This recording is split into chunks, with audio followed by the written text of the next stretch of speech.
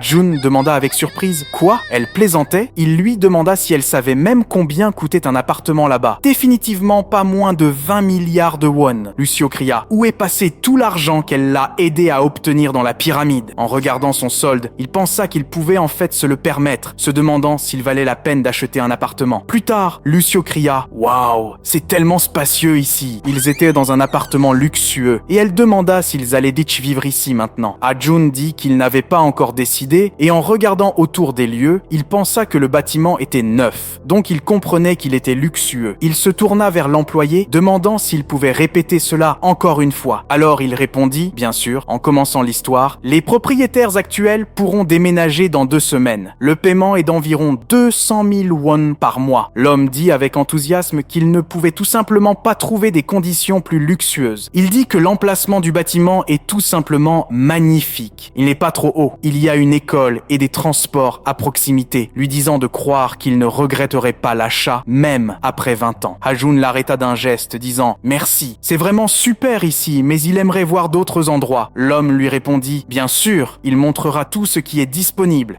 Jun pensa que l'achat de la première place n'était pas très intelligent, disant à Lucio qu'il devait aller pour regarder le nouvel endroit. Elle se tenait près de la fenêtre et se retourna avec des yeux surpris et demanda « Alors il ne vivrait pas ici ?» Il dit qu'il n'avait pas encore décidé et la prit. Et elle cria, se libérant et l'accusant d'être un menteur. La portant dans sa main, Jun regarda à droite et vit une fille. C'était une blonde qui le fixait. En marchant, Jun réalisa soudain qu'il la connaissait. Lucio mangeait des nouilles. Elle dit avec plaisir que c'était juste un goût divin. Soudain, regardant Jun, elle lui posa une question. Pourquoi ne mangeait-il pas? Il regarda la feuille, disant qu'il avait acheté une maison le premier jour de la recherche. Il était incroyablement satisfait de lui-même. C'est bien sûr très cool. Après une journée entière de recherche d'un appartement, il s'était finalement décidé pour le bâtiment qu'il avait vu en premier. Il avait acheté un appartement à un prix bien inférieur au prix du marché, mais quelque chose le dérangeait encore. Cette fille qu'il avait vue hier, il est sûr de l'avoir vue parmi les chasseurs dans le donjon. Le casque couvrait la moitié de son visage, donc il pense qu'elle ne l'a pas reconnu. Mais quand même.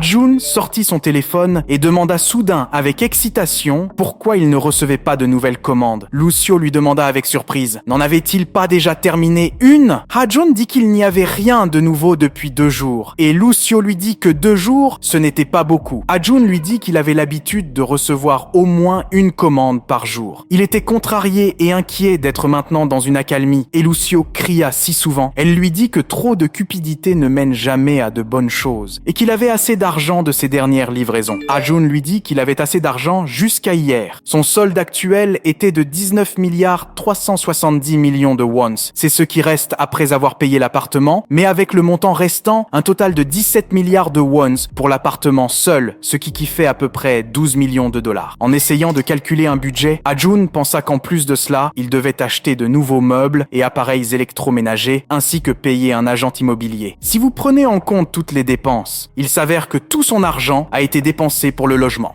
Jun tomba à genoux et commença à taper des mains sur le sol. Et Lucio cria de surprise « Quoi ?» C'était une erreur du nouveau locataire. Surestimant ses finances, Lucio s'exclama « Pourquoi le logement est-il si cher ?» Elle lui dit qu'il pourrait acheter un château dans le monde divin. Jun lui demanda « Pourquoi devrait devrait-il savoir? Seo a toujours été cher et on ne peut rien y faire. Elle lui demanda ce qu'il devrait faire. Ah-jun lui répondit qu'il était désolé de dire cela, mais il ne pourrait plus acheter de bonbons. Lucio, en entendant cela, cria de surprise qu'elle était con. Réfléchissant, elle dit qu'elle trouverait sûrement quelque chose et Ah-jun lui répondit qu'elle comprenait maintenant ce qu'il en était. Soudain, une idée lui vint et elle lui demanda avec enthousiasme pourquoi ne deviendrait-il pas promoteur. Ah-jun lui répondit « Devrait-il devenir un mendiant de porte ?» Lucio lui dit qu'il n'avait pas besoin d'attendre qu'un nouveau travail apparaisse. Il pourrait aller voir Héphaïstos et lui demander s'il connaissait des dieux ou des héros qui avaient besoin de livraison. Après ces mots, Ah-jun commença à lui tapoter la tête, disant qu'il admettait qu'elle était assez intelligente et peut-être même un véritable génie. Ayant dit cela, il rit et demanda comment il pourrait se rendre à l'Olympe. Lucio le regarda très ébouriffé et parla comme d'habitude à Ah-jun. En entendant cela, il demanda ce qu'elle voulait dire. Il dit qu'il se téléporterait là-bas quand on lui donnerait une nouvelle commande et elle fut surprise et demanda quoi. L'hélicoptère se tenait sur la piste d'atterrissage prêt à décoller. Près de là se trouvait la guilde Yongwon, escouade 1 et escouade 2, un total de 45 chasseurs, tous rassemblés autour de l'hélicoptère. Parmi eux se trouvaient Harin et Songjun. Songjun dit qu'il était sûr qu'ils avaient tous entendu. Il cria avec confiance qu'il voulait qu'ils oublient leurs échecs précédents et qu'ils redonnent de la gloire à la guilde. Tout le monde à proximité cria en unisson « Capitaine !» Songjun se tourna vers Harin, disant qu'il devrait y aller, après quoi elle accepta avec lui et partit. En décollant en hélicoptère, ils s'assirent dedans et Songjun, pendant le vol, se tourna vers elle et parla de ce qu'elle avait dit plus tôt, demandant si elle était sûre que ce gars était maintenant son voisin. Elle lui dit qu'elle ne pouvait pas savoir s'il avait réellement déménagé là, mais il avait évidemment visité l'appartement et il lui demanda avec surprise « Vraiment ?» Il pensa à la manière dont ils avaient fouillé chaque recoin pour le trouver, perdu tant de temps et d'argent et pourtant il avait fini juste